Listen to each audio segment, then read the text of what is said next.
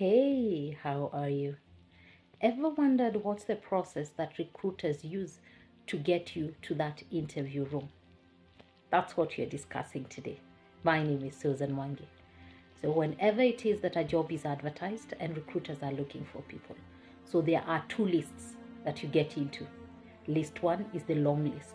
So, this is according to the adverts, what were the requirements for this particular position. So, the advert usually presents what's the title, who maybe the person will be reporting to, what are the key deliverables for the position, what is the role about, what are the key qualifications are there that are required, and what other personal attributes that they'll be looking for.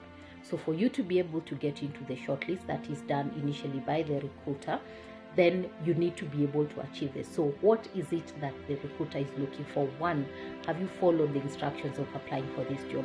For instance, you're told let the subject be the role that you're applying for. For instance, a senior accountant, if that's the role that you are applying for. So the subject should be senior accountant. Reason why this is important is because you might find that through the same email, there are many other jobs that are being applied, and it makes it easier for the recruiter to use this subject so that they know this one goes to this position. So if you fail to do that, at times they may disregard it and not get you to the long list. So the second thing is that do you meet the qualifications? For instance, if you're applying for a position probably in information technology, so IT, so what do they need? Do they need you to have a diploma or a degree? How many years of experience are they looking for? So that's usually the bare minimum that they are looking for. So the next thing is, how have you presented your CV? Your CV should be able to explain a bit about yourself, who you are, just some basic things about you. What are your qualifications? Where have you worked for what duration? Some people would want a bit more details in terms of your key roles and responsibilities in the particular organization. So CV presentation is very important. So the other thing that they are looking for is a culture fit. In terms of the jobs that you have done, at what role have you been playing?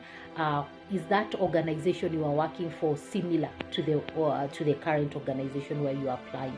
So the next thing is organizational experience. Within that, let's say for instance, you might have been, if it's a sales position, you might have been in sales in an FMCG, and then after that you went maybe to a manufacturing company. After that you went maybe to insurance.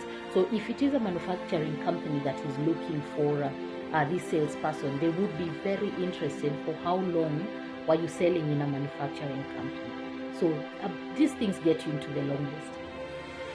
Now, after the long list, in most organizations, the hiring manager is the one that comes up with the shortlist. So they are given, for instance, if it's one position, the hiring manager is given a list of, let's say, 15 people. They are looking for only one person. So from the 15 CVs, they are able to look at how many people from the 15 are able to get, who are closest to what it is that they are looking for. They fine-tune it further to get, let's say, about 4 or 5 people to get into the interview. So for what is it that determines what is it that, let's say, the hiring manager is looking for? One, is this a person that they can be able to work with? How do they establish if this is a person that they are able to work, they can be able to work with? So first, we said in the CV, sometimes it's important for you to be able to outline what exactly were you doing. So whatever you are doing in the previous organization, is it what you are doing in that organization? For instance, you have some let's say job titles that interchange from organization to one organization to the other. So there is an organization where they are looking for instance, a logistics officer. In one organization, the logistics officer is the person who plans for vehicles to move from, let's say, to go deliver goods and stuff like that. In another one, logistics is the one that looks for people to facilitate the transportation. In some organization, the logistics is a person who facilitates internal movements of people. So depending on what it is that you are doing, the hiring manager will be able to pick. The next thing is, what kind of qualifications do you have? How much experience do you have? They might have said between 3 to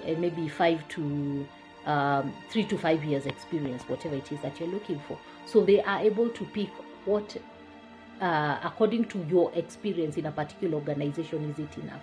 So once you're able to establish these things, and based on the kind of organization that you're looking for, then you are able to get into the shortlist. So it's important for us to pick some of these few things at the beginning, and once you're able to do that, it increases your chances of you getting that into the interview.